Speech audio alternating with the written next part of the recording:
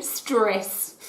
It seems that the world is really stressed, and we're stressed about lots of stuff, whether it's something that the government's doing, or there's a medical pandemic, or there's a global financial crisis, or there's bushfires, or there's climate change, or it could be stress at your work, in your personal relationships, with your finances, with your health. Stress.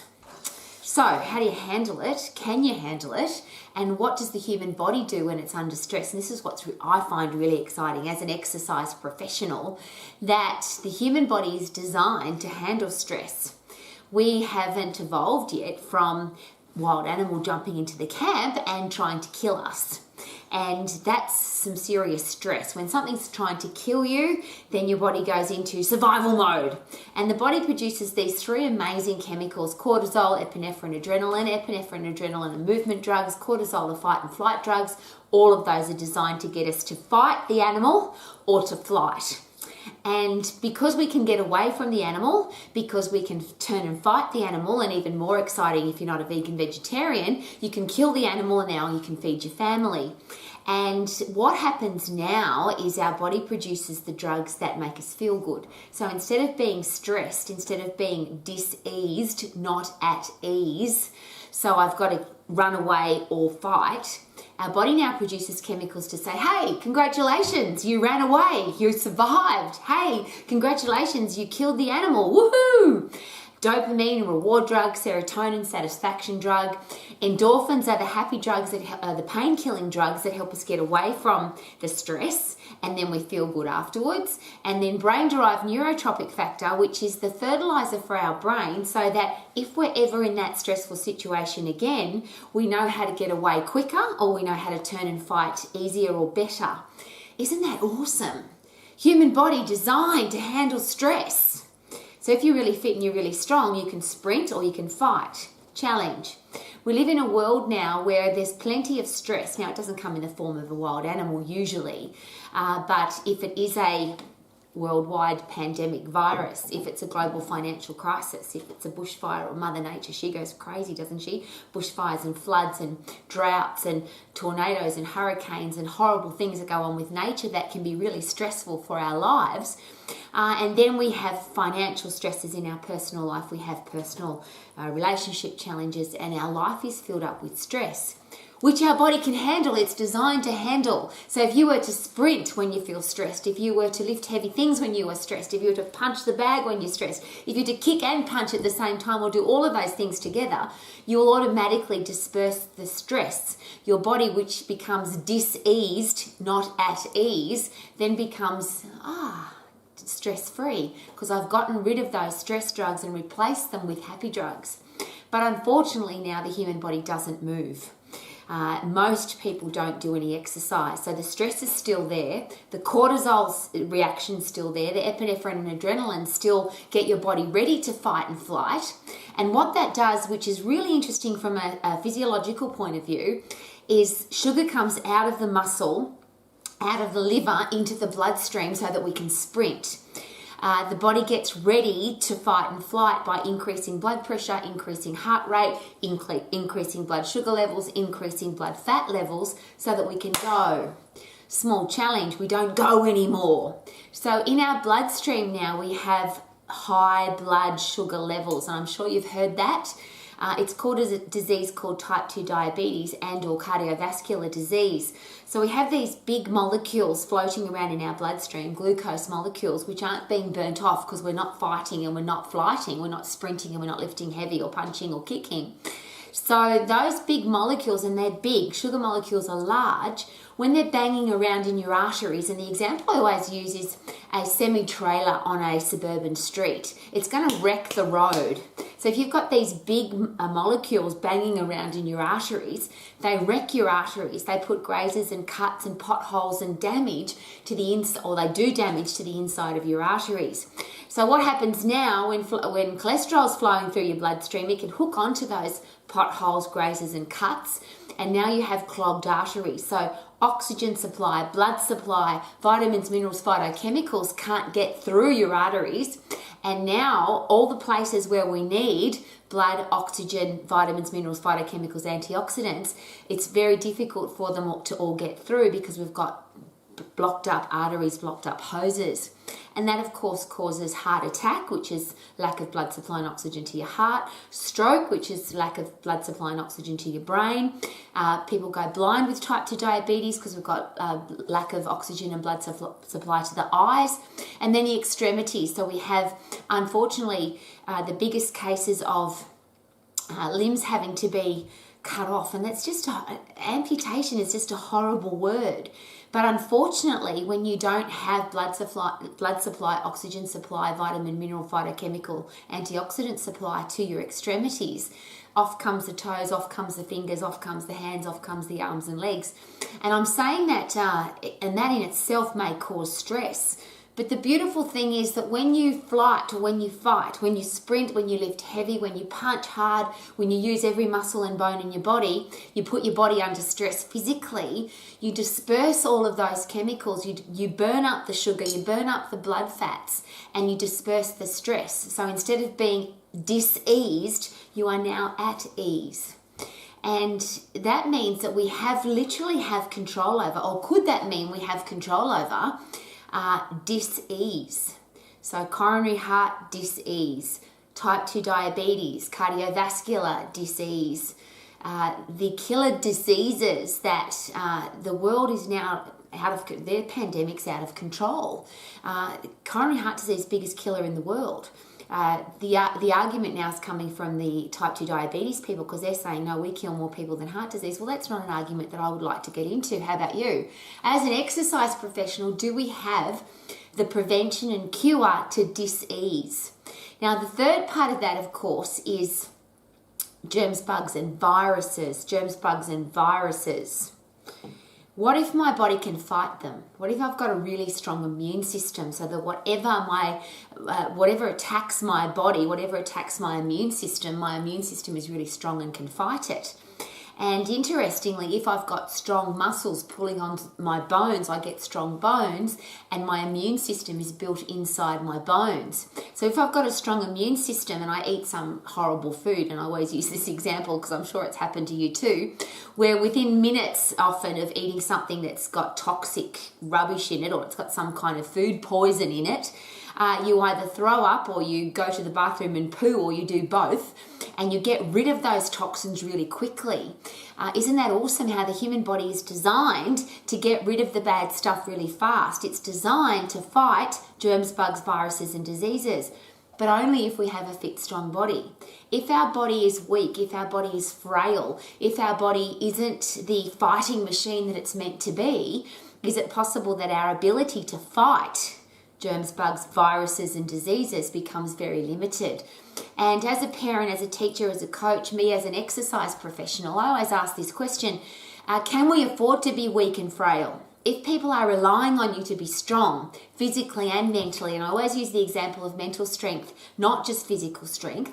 If somebody in your family is in trouble and you have to carry them away, or you have to lift a log off them or a car off them, obviously the body's designed to do that. Isn't that amazing how, and I'm sure you've heard plenty of stories like that, where somebody's capable, a parent can lift a car off a child or lift a big tree off their child because those strong, powerful drugs, epinephrine, adrenaline, cortisol, the stress drugs, when your body's at disease, when it's not, I'll rephrase, when your body is under stress, isn't it amazing how your body can deal with the stress?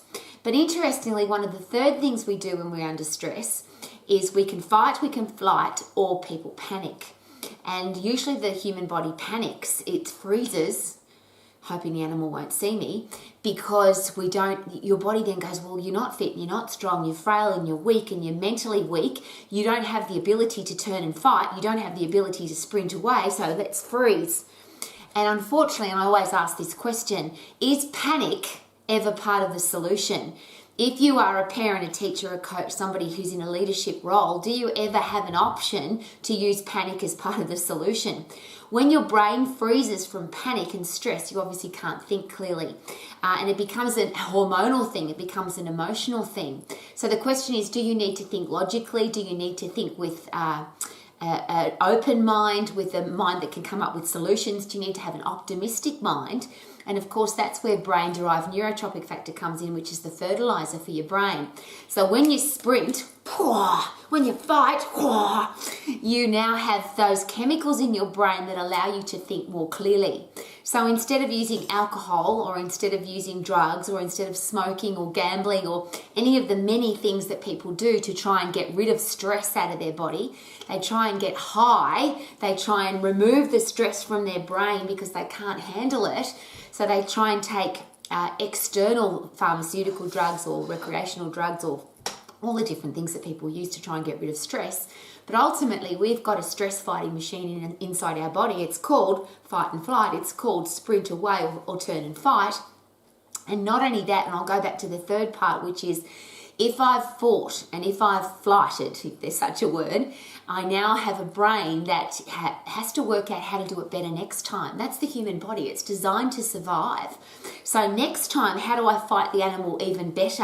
How do I sprint away even faster? And that's the brain-derived neurotropic factor. My brain fills up with fertilizer so I can think more clearly, be more creative, come up with better solutions, have a brain that works more effectively. And that's always my question. As a parent, as a teacher, as a coach, as a leader, do you need to have a brain that under stress, under pressure, is capable of thinking clearly rather than stress and panic? And so I'm asking very personally, what are we doing as adults to make sure that our kids can see how we handle stress without screaming and yelling and being stressed or panicking? Could it be a really good idea that if you feel that stress filling up in your body, you can feel it, of course, yeah? Your mouth goes dry, your heart rate goes up, you get tingly fingers and toes, it's like your body's getting ready to go. Well, could that mean that your body needs to go? It either needs to sprint really hard, and it's called high intense activity for a reason. When the wild animal's chasing you, you're not going to walk away slowly. It's not like you're going to, let's just have a little jog away from the animal. It's go. It's the go drug. And it's the sprint drug. It's the 100% effort drug to get away from the stress, to get away from the challenge. And of course, then once we've done that, we have that beautiful brain chemical that says, congratulations, you've got away. Woohoo, dopamine. So do we need to train our body to be a stress fighting machine? Well, ultimately, it's already designed to do that. We just have to allow it to do that. So instead of feeling stressed and panicking, instead of feeling stressed and drinking alcohol or taking drugs, instead of feeling stressed and just letting the high blood sugar levels float around, and again, that's really dangerous. If you've got sugar in your bloodstream, it's meant to be burnt up, and if it doesn't get burnt up, it causes damage inside your arteries. So it's a very personal and powerful question. Do you want to be a stress fighting machine? Do you want to be a stress muncher?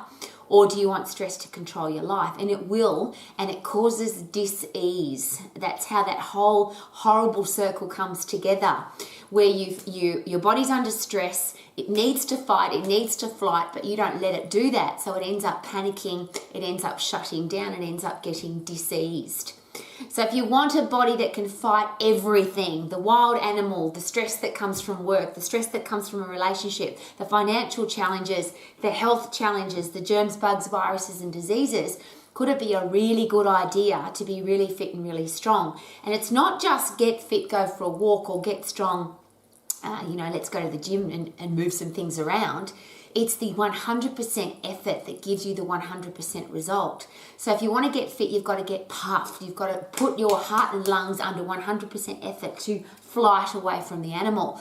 If you want to get strong, you've got to put in 100% effort. So it's not about how can you do 3 sets of 10 and call that 100% effort. If you put in 100% effort, you can't do a second set or a third set. It's about use as many muscles as you can at the same time, overload them till they can't do any more, and then for mental toughness, aim to do one more or half of one more or 1.5 more, so that you're now forcing your brain to think differently. So getting strong comes from overloading your muscles and bones, your endocrine system, your central nervous system at full 100% effort. And obviously fitness is the same. But the two go together, because if I want to be able to sprint, I need muscles and bones that are really strong so I can sprint really hard. So what do I need to do to get really fit? I've got to puff. What do I need to do to get really strong? I've got to overload my muscles and bones. use as many muscles as you can at the same time, obviously safely, because if you hurt your body, if you break your joints, if you blow out a joint, if you injure yourself, you can't stay strong, and you certainly can't sprint because your body's broken. And I think as exercise professionals, we need to take a bit more responsibility for that. What do you reckon? Let's not hurt people. It's our number one rule. So when we lift something, let's lift it close to the body. Make sure that we do it slow and controlled rather than flinging things around and throwing things around, because obviously that's how we get injured. And if we really want to be strong, then we have to put in 100% effort. So lift as heavy as you can, do as many as you can. Keep going till you can't do any more. If you think you can't do any more, do another couple more, one more, half of one more. And then the really big one is that we need time to recover from the workout, regenerate our muscles from the workout, and then super compensate. So it's recover, regenerate, super compensate, which of course means we don't need to lift heavy things every day. Once a week, maybe twice a week if you don't put in the biggest effort. But if you put in a really big effort, it's going to take quite a few days for your muscles to recover from that overload, which means we don't have to take very long to get strong. Getting puffed only takes 10 seconds. Whether you're fit or unfit, if you put in 100% effort, you're in the phosphate system, which is about 10 seconds. Whether you're fit or unfit, I'll say that again. Obviously, if you're really fit, you'll recover quickly. You can go again if you want to. If you're not very fit, it's going to take longer to recover. But what a great way to find out that you're getting fitter.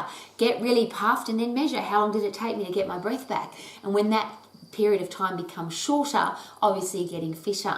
And if your body's fit, all the body systems are working together to be really fit. If your body's really strong, so every system in your body is really strong, and I'll just run through them again. If your central nervous system, your hormonal system, your cardiovascular and respiratory system, so your heart and lungs, if your muscles and bones are really strong, your immune system and your digestive system are really strong, and they can handle pressure and stress, is it possible that our entire body will then be able to handle pressure and stress, and we could become a stress muncher rather than somebody that becomes distressed, diseased, becomes a body that doesn't work properly. It becomes weak and frail mentally and physically.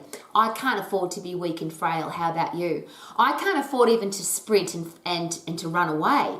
When you're in a leadership role, when you're a parent or a teacher and you are responsible for looking after people, is it possible that even if you wanted to sprint, you can't because you've got all these people that are going to come with you? So you actually have to turn and fight. You have to learn how to fight, which means, of course, you need a really strong brain, a decisive brain, a brain that can make good decisions and think clearly and think outside the box. If I did it that way before, I have to do it differently this time so that I can look after all of these people in my life and make sure that if I'm responsible for them, then I can look after them. So if you want a body that can fight germs, bugs, viruses, and diseases, if you want a body that can handle the worst viruses in the world, if you want a body that can handle stress and love it, if you want a body that is a food-burning, calorie-burning, sugar-burning, fat-burning, food-burning machine, if you want a body that's a happy drug-pumping machine, so you've got neurotransmitters that make you feel good all of the time, is it possible that you need to be really fit, 100% effort, really strong, 100% effort? Do our kids need us to set that example? I don't want our kids growing up in a world where they think it's okay to be weak and frail and to panic and to, I don't know what to do, versus, hey, let's work out a solution because we've got a brain that can think clearly because it's full of the right chemicals because we are fit and strong. If you are fit and strong, will your life be better? There's a great question. Woohoo!